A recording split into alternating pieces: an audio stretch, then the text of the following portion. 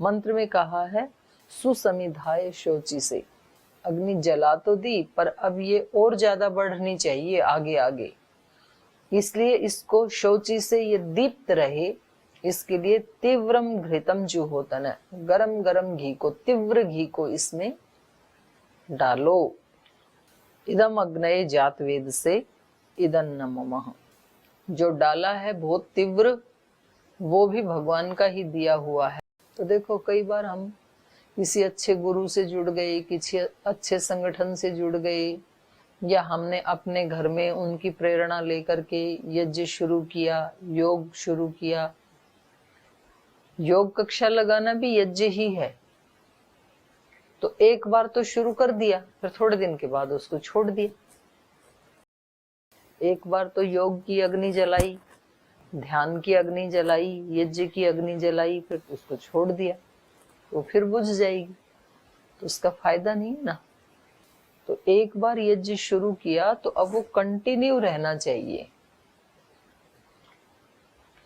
हमारे शरीर में प्राण कभी आए कभी जाएं, कभी हम जिंदा हो जाएं कभी मर जाएं, तो उसका तो कोई फायदा ही नहीं है। फिर तो हम भगवान जी से यही कहेंगे, भगवान जी या तो जिंदा ही रख लो या तो मार ही दो, कभी प्राण देते हो कभी लेते हो, ऐसे मत करो। तो हम भी ऐसे करते हैं, अग्नि जला तो लेते हैं लेकिन उसको कंटिन्यू नहीं रखते। जैसे सुबह सुबह हमने सबने ज्ञान की अग्नि जलाई, हम मंत्रों का अध्ययन कर रहे हैं, मंत्रों का पाठ कर रहे हैं, सस्वर वेद पाठ कर रहे हैं, उनका अर्थ भी समझ रहे हैं, और दिन में फिर हमारे वही काम। तो फिर सुबह सुबह अग्नि जलाने का कोई फायदा नहीं, दिन में बुझा देते हैं। सुबह तो जलाते हैं उठते ब्रह्म मुहूर्त में, दिन में बुझा देते हैं। सुबह सुबह तो घी डालते हैं उसमें, और दोपहर में पानी डाल देते हैं, और वो भी गटर का पानी हवन कुंड में। तो कैसा उसका परिणाम आएगा। जब जब हम दिन में भूल जाते हैं अपनी इस दिव्यता को और कहीं और उलझ जाते हैं, कहीं तनाव में उलझ गए, कभी कोई चिंता हमने उठा ली, कभी कोई हमें गुस्सा आ गया, क्रोध आ गया, कभी हमारे मन में दूसरे के प्रति अप्रीति का भाव आ गया, अप्रसन्नता का भाव आ गया, ये सब हमारे यज्ञ को खंडित करने वाले हैं। उस समय यज्ञ खंडित हो जाता है। तो इसलिए यहाँ पर प्रार्थना की है कि अब ये जो जलाई है अग्नि, ये सुसमिधाय अच्छी तरह से जलती रहे, और इसमें से एक दिव्यता अभिव्यक्त होती रहे शौची से। तो इसलिए निरंतर उसमें आहुति डालते रहें। तो दिन भर में भी अपने चिंतन को वैसा बना के रखें प्रयास पूर्वक। हम ये सोचें कि ये जीवन मैंने यज्ञ रूप बना दिया है, और थोड़े दिन प्रैक्टिस करते हैं तो फिर वो हमारा स्वभाव बन जाता है, फिर जल्दी से नहीं बुझती है। जैसे आहुति डालते डालते और अग्नि का विराट स्वरूप हो गया, हवन कुंड इतना बड़ा हो गया, तो अब उसमें आप थोड़ी देर के लिए नहीं भी डालेंगे ना तो भी वो जलती ही रहेगी। लेकिन अग्नि छोटी सी है और उसमें आहुति डाली नहीं, फिर वो तुरंत बुझ जाएगी। तो अभी अभी तो हमने शुरू किया, जागरूक रहना, अध्यात्म में चलना, योग युक्त होना अभी शुरू किया, और फिर बीच बीच में भूल जाते हैं, तो फिर वो फिर बुझ जाती है। इसलिए स्टार्टिंग में ज्यादा पुरुषार्थ करना होता है आध्यात्मिक जीवन के लिए। तो दिन भर प्रयास पूर्वक याद रखना पड़ेगा, उसके बाद तो फिर याद ही रहता है, वो स्वभाव ही बन जाता है।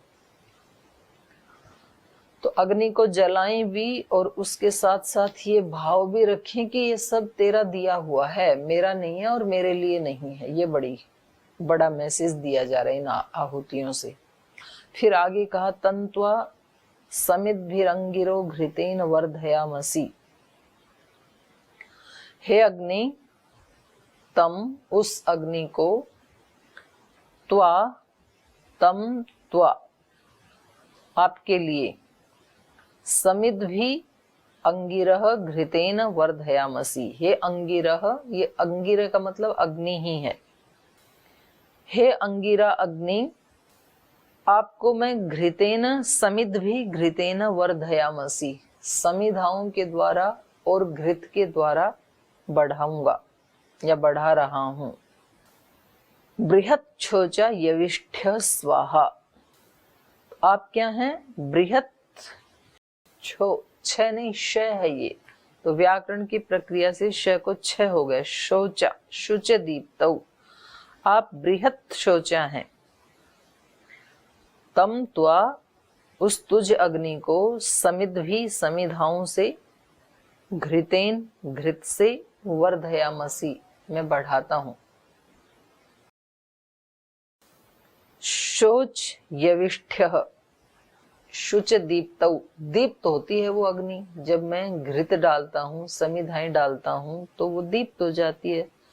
यविष्ठ्य, और यविष्ठ शब्द यु धातु से बनता है। यु धातु का अर्थ है यु मिश्रणे अमिश्रणे, कुछ चीजों को तो मिला देता है, मिश्रण हो जाता है, फिर अमिश्रणी, तो हवन भी उसी से बनता है, हु दाना दनयो धातु से। और यविष्ठ शब्द भी यु धातु भी मिश्रणे अमिश्रणे, पहले तो अग्नि सब चीजों को मिला देता है। आप उसमें घी भी उसी में डाल रहे हैं, सामग्री भी उसी में डाल रहे हैं, हलवा भी उसी में डाल रहे हैं, कोई लड्डू आदि मिठाई आपने बनाई वो भी अग्नि में डाल रहे हैं, सब उसमें डाल रहे हैं। तो अग्नि ने सबको मिला दिया, और मिलाने के बाद फिर सबको अलग अलग में बांट दिया। तो अमिश्रण, पहले मिश्रण फिर अमिश्रण। तो यविष्ठ का मतलब होता है सबको बांट देने वाला। पहले अपने पास इकट्ठा करता है, लेता है, फिर दूसरों को बांट देता है। तो वो घी कहीं दिखाई देता है आपको हवन में डालने के बाद? नहीं दिखाई देता। सामग्री दिखाई देती है? नहीं। गुड़ डाला था? नहीं। सब दिखाई नहीं देते, तो सब कहाँ गए? तो उनको छोटे छोटे परमाणुओं में उसको तोड़ करके उन पार्टिकल्स को और पूरे ब्रह्मांड को दे देता है। ऐसा हमारा जीवन होना चाहिए। हम किसी किसी से लेते हैं, जैसे मैंने अभी बताया कि बचपन से लेकर के अब तक कितने लोगों से लिया, माता पिता से लिया, गुरुजनों से लिया, हमने धरती माता से लिया, जल देवता से लिया, आकाश देवता से लिया, अग्नि देवता से लिया, अलग अलग शक्तियों से हमने भी अलग अलग शक्तियां ली, अलग अलग सामर्थ्य लिया। तो लेना ये बहुत अच्छा है, लेना ही चाहिए, लेकिन लेके बांटना जरूरी है। फिर ये विष्ठ अपने पास इकट्ठा करके नहीं रखना। सारी चीज आपने जो जो डाली वो उस हवन कुंड में ही यदि इकट्ठी हो जाए तो कौन हवन करेगा? फिर वो तो एक वहां पर ढेर लग जाएगा और गंदा भी हो जाएगा। फिर थोड़े दिन में उसमें स्मेल आने लगेगी, बदबू, सड़ जाएगा। सुगंध तभी तो आती है कि जब अग्नि हमारे से लेके और उसको फैला देता है, बांट देता है, तब सुगंध फैलती है। तो जीवन में जो कुछ मिला है उसको अपने पास नहीं रखना, उसको बांट देना, उसका नाम है यविष्ठ्य। तो यहाँ पर कहा तंत्वा समिद्भिरंगिरो घृतेन वर्धयामसि बृहत छोचा। आप बृहत माने बहुत अधिक, बहुत अधिक दीप्त होने वाले हैं। अग्नि का स्वभाव क्या है? बृहत छोचा। यविष्ठ्य, यु धातु से यविष्ठ यव बना और उसमें भी स्थन प्रत्यय लगा दिया, तो अतिशय, अतिशय बांटने वाला, अलग अलग करने वाला। तो उस अग्नि के लिए, यविष्ठ अग्नि के लिए मैं ये अपनी आहुति देता हूं। आगे वही रहेगा, इदम अग्नये अंगिरसे इदन्न मम। अंगिरसे मतलब अंग अंग में रस है जिसके, वो अंगिरस है। ये परमात्मा का नाम है। परमात्मा के हर कृति में, हर जगह, अंग अंग में रस ही रस भरा है। उसके बनाए हुए फूलों को देखो, उसके बनाए हुए पक्षियों को देखो, पशुओं को देखो, मनुष्यों को देखो, नदियों को देखो, पर्वत को देखो, सूर्य को देखो, चांद को देखो, सृष्टि में जहां कहीं देखोगे वो सब उसी के अंग प्रत्यंग हैं और सब रस से भरे हुए हैं, सुखदाई हैं, सब बहुत अच्छे से बनाए हैं। तो ऐसी परमात्मा की शक्ति को कहते हैं अंगिरस। अलग अलग शब्द है ना, उसको कहीं तो किसी मंत्र में अंगिरस कहा, इदम अग्नये अंगिरसे इदन्नमम, इस मंत्र में अंगिरस कहा। किसी मंत्र में जात वेद कहा उसको, इदम अग्नये जात वेद से इदन्नमम। जात वेद का मतलब क्या है? सबको, जात है माने उत्पन्न हुआ हुआ, जो उत्पन्न हुआ है उन सबको जानने वाला है वो। हम लोग सबको नहीं जानते, हमारा जिनसे परिचय है उनको जानते हैं, बाकी लोगों को हम नहीं जानते। लेकिन परमात्मा सबको जानता है, जिस जिसको उसने पैदा किया है। और यहाँ तक कि केवल मनुष्यों को नहीं, दूसरे प्राणियों को भी जानता है। उन्होंने क्या कर्म किए थे, क्यों उनको इस योनि में जाना पड़ा, आगे की क्या संभावना है, उन सब को जो जानता है उस शक्ति का नाम है जात वेदस। तो उसके लिए आहुति देते हैं ताकि हमारा ज्ञान भी बढ़े। वो तो सबको जानता है, तो हम कहते हैं इदम अग्नये जात वेद से इदन्नम। भगवान के तो अनंत गुण हैं, उनमें से भी हम कुछ गुणों के लिए आहुति देते हैं, अग्नि में डालते हैं। तो सब आहुति केवल एक अग्नि के लिए या परमात्मा के लिए नहीं है। अग्नि तो मीडियम बना है, यंत्र बना है, हम आहुति दे रहे हैं कुछ और शक्तियों के लिए, दूसरी दिव्य शक्तियों के लिए, और अग्नि उनको लेके जा रहा है। तो जिस जिस शक्ति का नाम लेते हैं वो शक्ति हमारे जीवन में आए, ऐसी प्रार्थना भी होती है। जब हम कहते हैं इदम अग्नये जात वेद से, तो इसका मतलब है हम भी अपने ज्ञान को बढ़ाना चाहते हैं। जात वेदस अग्नि क्या करेगा? हमारी ज्ञान शक्ति को बढ़ा देगा, क्योंकि वो सब कुछ जानता है। तो वो तो विराट जानने वाली शक्ति है, तो हम भी थोड़ा जानने लगेंगे, इसलिए उसको आहुति दे रहे हैं। फिर अगली आहुति दी हमने इदम अग्नये अंगिरसे। उसके तो अंग अंग में रस है, सारी सृष्टि रस से भरी हुई है। हमारे जीवन में भी थोड़ा रस आए, क्योंकि हम नीरस हो गए, हमारे को तनावों ने घेर लिया, चिंताओं ने घेर लिया। तो ये आहुति देते समय भावना क्या होनी चाहिए कि आपके उस रस में से एक बूंद हमें भी मिल जाए। इसलिए कहा इदम अग्नये अंगिरसे इदन्नमम। फिर उसके बाद 5 आहुतियां उसी मंत्र से दी जाती हैं, केवल घी की। अयंत इध्म आत्मा, केवल घी की इसलिए देते हैं कि पहले 3 समिधाओं से दी, उसके ऊपर 5 बार घी डालेंगे केवल, तो अग्नि अच्छे से प्रज्वलित हो जाएगी। तो हमारे जीवन का प्रतीक है ये। पहले हम सामान को जोड़ते हैं, घर बसाते हैं, तो फिर उसमें सब तरफ से ला ला करके वस्तुएं भर देते हैं। ये यज्ञ हमने शुरू किया है, लेकिन अब ये और आगे बढ़ना चाहिए। तो इसमें जितनी आहुति डालेंगे उतना ये अग्नि और प्रज्वलित होगी अध्यात्म की। तो फिर इन चीजों को खूब हम अच्छी अच्छी चीजों से इसको सूक्ष्म बना के और बांटते रहें। योग से योग आता है, ध्यान से ध्यान आता है, काम से काम आता है, रोग से रोग आता है, भोग से भोग आता है, योग से योग आता है। जो चीज डाली जाती है वही कई गुना आगे और बढ़ जाती है सूक्ष्म होकर के। जीवन में प्रेम को बढ़ाते हैं, किसी दूसरे से प्रेम करते हैं तो प्रेम बढ़ जाता है, दूसरे से द्वेष करते हैं तो द्वेष बढ़ जाता है, घृणा करते हैं तो घृणा बढ़ जाती है, त्याग करते हैं तो त्याग बढ़ जाता है। जो हम करते हैं वो हमारे जीवन में बढ़ जाता है। तो उसको बढ़ाने के लिए यहाँ पर 5 बार उसी मंत्र से दोबारा आहुति दी गई है, अग्नि को बढ़ाने के लिए, यज्ञ को बढ़ाने के लिए। लेकिन ये निर्णय हमें करना है कि बढ़ाना क्या है जीवन में, दुख बढ़ाना है कि सुख? सबको सुख ही बढ़ाना है। सुख बढ़ाना है तो सुख देना शुरू करना पड़ेगा, लेना नहीं देना, फिर सुख बढ़ जाएगा। आप किसी का सुख बढ़ा रहे हो, परमात्मा हमारा सुख बढ़ा देगा। आप किसी का मान बढ़ा रहे हो, भगवान हमारा मान बढ़ा देगा। हम किसी का अपमान कर रहे हैं, परमात्मा हमारा अपमान कर देगा। तो जो हम चाहते हैं वो हमें करना है ताकि वो और अच्छे से बढ़ सके। हम अपने जीवन में ऐश्वर्य चाहते हैं तो दान देना शुरू करो, उतना ही ऐश्वर्य बढ़ जाएगा।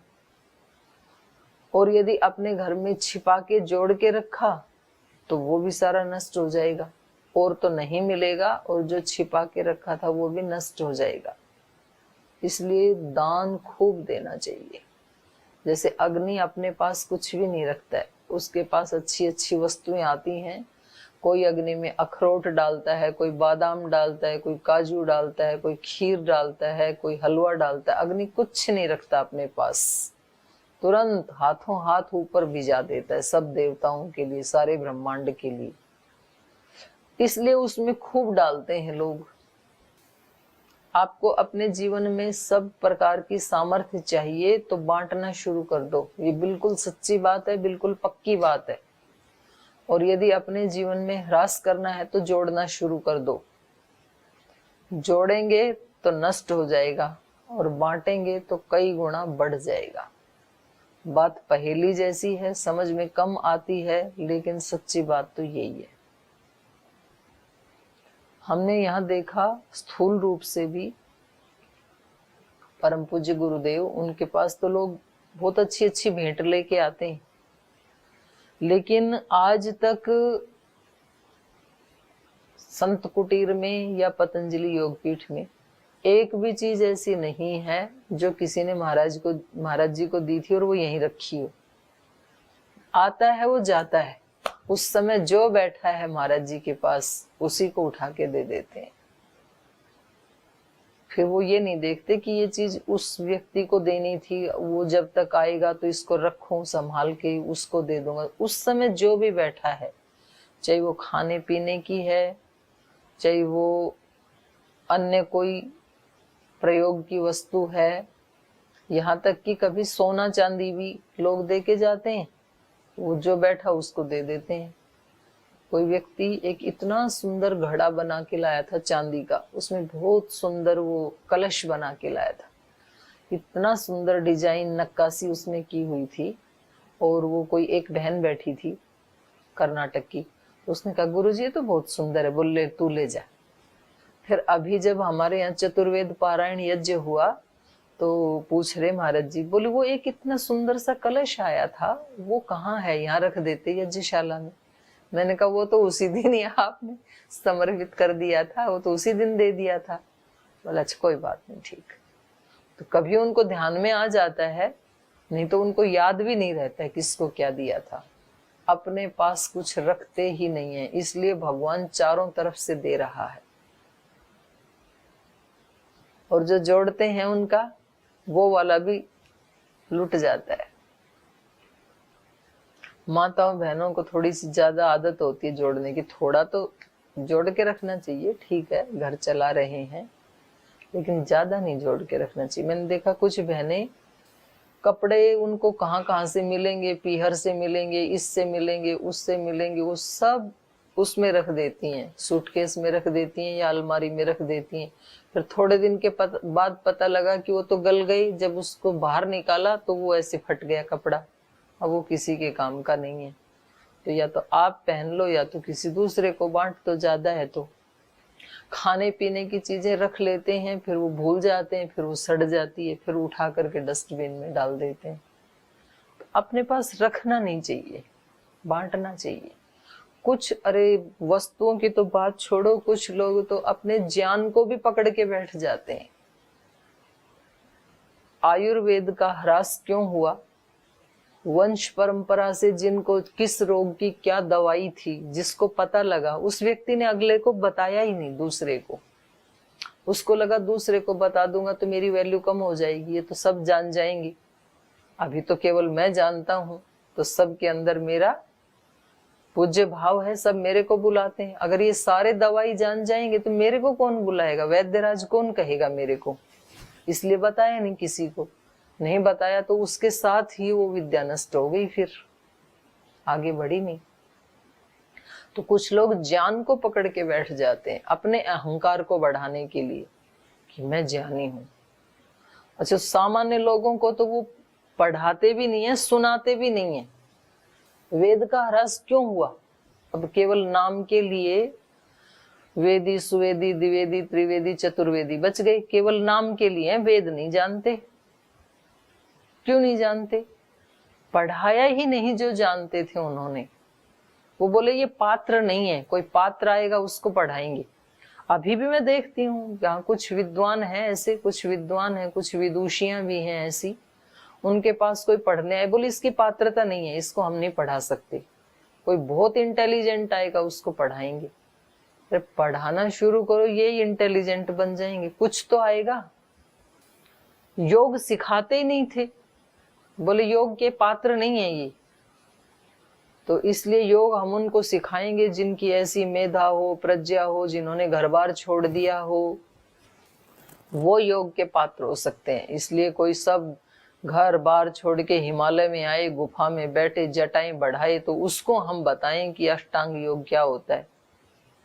महाराज जी ने सबको बताना शुरू कर दिया और उसमें थोड़े थोड़े आप सब बन गए और बन जाएंगे। तो बांटना चाहिए, ज्ञान भी बांटना चाहिए, धन भी बांटना चाहिए, वस्तुएं भी बांटनी चाहिए, प्यार भी बांटना चाहिए, सम्मान भी बांटना चाहिए, शांति भी बांटनी चाहिए, अच्छी अच्छी चीजें खूब बांटनी चाहिए। इसका नाम यज्ञ है। अग्नि में डालते हैं, अग्नि बांट देता है पूरे ब्रह्मांड को। इसलिए हम स्वयं अग्नि रूप होकर के खूब बांटें सबको, जी भर के। जितना बांटें उतना और मिलता है। मीराबाई ने कहा, बांटो बहुत घटे न रति मासा, दिन दिन बढ़त सवायो, पायो जी मैंने राम रतन धन पायो। राम रूपी रतन को मैंने प्राप्त कर लिया। और जितना जितना मैं दूसरे लोगों को बताती हूँ इसके बारे में, भक्ति के बारे में, सत्संग करती हूँ, भजन करती हूँ, उतना उतना ये रस और ज्यादा बढ़ता जा रहा है। जो पानी जितना बहता रहता है उतना निर्मल होता है, और उसको कहीं खड्डे में रोक दिया जाता है तो थोड़े दिन में सड़ जाता है, उसमें कीड़े पड़ जाते हैं फिर। तो सब चीजें अच्छा हम नहीं बांटेंगे तो भी ये सृष्टि का नियम है। संसार को संसार कहते ही इसलिए हैं कि निरंतर वो आगे सरक रहा है, गतिशील है। गंगा बह रही है निरंतर, इसलिए वो गंगा है। अगर उसके ऊपर बांध बना के पानी को रोक दें तो फिर वो निर्मल नहीं रहेगी। तो हमारा जीवन गंगा जैसे पावन कब बनता है? जब हम यज्ञ करते हैं, हमारा जीवन यज्ञमय बन जाता है। अब कुछ लोग तो यज्ञ भी इसलिए करते हैं कि कोई दूसरा ये ना कह दे कि देखो ये यज्ञ भी नहीं करते हैं, स्वामी जी महाराज से जुड़े हैं और कभी यज्ञ भी नहीं करते हैं। तो इसलिए वो यज्ञ करेंगे ना तो अपनी कटोरी में इतना सा घी लेके बैठेंगे और उसको बिल्कुल इतना इतना डालते हैं और अग्नि खूब जला दी। भाई लक्कड़ फूकने का नाम यज्ञ नहीं है। समिधाएं तो खूब डाल दी और घी इतना सा डालते हैं। समिधाएं तो 2 डालनी चाहिए और घी खूब सारा डालना चाहिए। खूब सारा मतलब जो जितना अग्नि खा सके उतना। बोल जी अभी तो आप कह रहे थे कि खूब सारा मत डालना, अभी कह रहे खूब सारा डाल लो। अग्नि के परिमाण के अनुरूप डालना चाहिए। जितनी अग्नि खा सके उससे कम भी नहीं डालना चाहिए। अग्नि ज्यादा है, घी डाल नहीं रहे, लकड़ी लकड़ी डाले जा रहे हैं, तो भी ठीक नहीं है। अग्नि कम है, उसमें बहुत ज्यादा डाले जा रहे हैं तो वो जल ही नहीं रहा, वहीं पड़ा हुआ है, वो भी ठीक नहीं है। तो अपने विवेक से जितना परिमाण अग्नि का है उतना डालना चाहिए। और दूसरा, जिस पात्र से आप डालते हो वो कभी आधा नहीं डालना चाहिए। चम्मच तो बड़ी बना ली, फिर उसमें से आधा आधा भर के डाल रहे हैं, आधा नहीं डालना चाहिए कभी भी। आप उतनी ही चम्मच बनाइए जितना आपका हवन कुंड है, लेकिन चम्मच भरी हुई होनी चाहिए पूरी। कभी तो छोटी, बहुत छोटी चम्मच भी नहीं होनी चाहिए, फिर बहुत बड़ी होती है। जैसे जैसे पूज्य गुरुदेव ने बनवा रखी है, जो सब्जी बनाने वाली कड़छी होती है ना, वो चम्मच हमारे से कह करके बनवाई, और उसको भर भर के डालते हैं कड़छी को। तो अपनी सामर्थ्य के अनुसार करना है, जितनी अपने पास सामर्थ्य है उतना करना है, लेकिन उतनी ही साइज की चम्मच आप बनवाइए। तो उसको आधा नहीं रखना कभी भी, उसको भर के ही डालना है। तो यहाँ 5 बार उसी मंत्र को दोहराया गया है। 5 बार दोहराने का मतलब है हमारे अंदर अध्यात्म की, योग की, यज्ञ की ज्योति तब जलती रहेगी जब दिन में कम से कम 5 बार हम अपने आप को उसके साथ जोड़ें। त्रिकाल संध्या का विधान है, 5 बार संध्या का विधान है। इसलिए आप दिन में, अभी तो आप सुबह तो मेरे साथ करते ही हैं, फिर कुछ बहनें भाई तो शाम वाले पाठ में भी जुड़े हैं, तो वो शाम को भी कर लेते हैं, तो अध्यात्म से जुड़ जाते हैं 2 टाइम। 3 बार और, एक तो सुबह सुबह आप 1 मिनट मेरे साथ ध्यान में बैठे, फिर दिन में कम से कम 4-5 बार और बैठ जाया करो। जैसे खाना खाने लगे तो बैठे ही हो ना, भोजन सामने रखा है, आप बैठे हैं, अभी आप 1 मिनट बैठ जाओ थाली के सामने। खाना खाने से पहले 1 मिनट मौन हो जाओ, फिर खाना खाओ, चबा चबा के खाओ।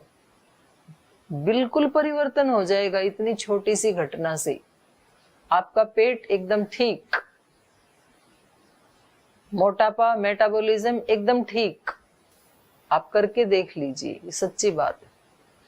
1 मिनट रुक जाओ बस आप वहां। आप मान लो, वैसे तो पता नहीं आप में से जो भी चाय कॉफी पीते हैं नहीं पीते हैं, अगर पीते हैं या सूप पीते हैं, जो भी, जैसे 4 बजे कुछ स्नैक्स लेते हैं, 4-5 बजे शाम को, तब 1 मिनट आप बैठ जाओ, फिर उसको खाओ।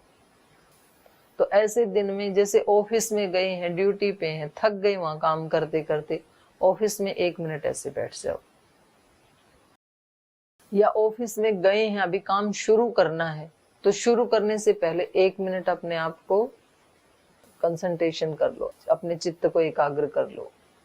जैसे हम क्लास में जाते हैं, पढ़ाना होता है ना, तो कक्षा में जाने से पहले 1 मिनट अपने आप को ऐसे शांति से बैठ करके एकाग्र कर लो, फिर काम बन जाता है। 4-5 बार कर लेते हैं तो, क्योंकि जितनी बार ज्यादा करेंगे उतनी ही ये अग्नि प्रज्वलित होगी। तो 5 बार यहाँ पर विधान किया गया है।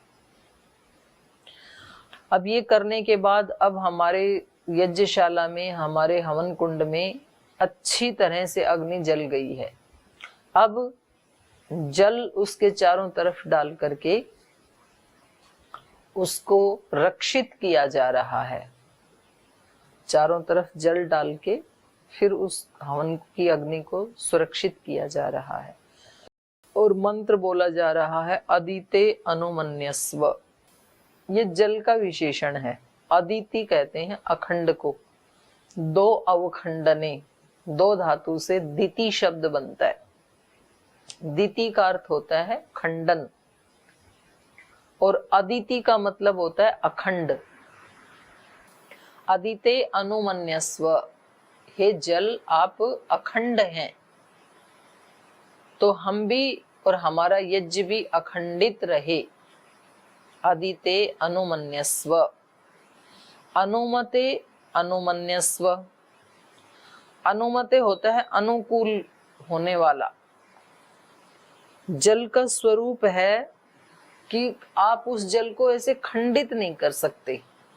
जैसे कोई मिट्टी का ढेला है या रोटी है, पार्थिव पदार्थ हैं, उनको आप खंड खंड कर सकते हैं, उनको तोड़ सकते हैं आप, लेकिन जल को आप ऐसे नहीं तोड़ सकते रोटी की तरह से। जल क्या है? अखंड। इसलिए कहा है अखंडित जल अनुमन्यस्व। हमें भी अखंड यज्ञ करने की अनुमति दीजिए, क्योंकि अब ये अग्नि अच्छे से जल गई है, तो अब ये अखंड रहे, खंडित ना हो। अब हमारे जीवन में योग शुरू हो गया है, योग की अग्नि जल गई है, ज्ञान की अग्नि जल गई है, तो अब ये अखंड रहनी चाहिए। इसलिए कहा अदिते अनुमन्यस्व। दूसरा कहा अनुमते। अनुमते का मतलब है अनुकूल होना। जल का स्वभाव है वो अनुकूल हो जाता है सबकी, तो हम भी अनुकूल हो जाएं दिव्य गुणों की, परमात्मा की। तो इसकी व्याख्या फिर ना थोड़ा सा मतलब अच्छे से करेंगे, जल्दी जल्दी में नहीं करेंगे क्योंकि आज समय हो गया, तो कल इनकी व्याख्या करेंगे। तो आज तो आप बांटने के ऊपर अभ्यास कीजिए, दिन भर बांटना है और शाम को थोड़ा बताना कि क्या क्या बांटा आपने। तो बस इसी भावना के साथ अब आपसे विदा लेते हैं, समय हो गया। आपका दिन बहुत बहुत मंगलमय हो, सब प्रकार की खुशियों से भरा हुआ हो, खूब अच्छा भाग्य लिखें आज आप अपना अपने हाथों से। बहुत बहुत प्रणाम। ओ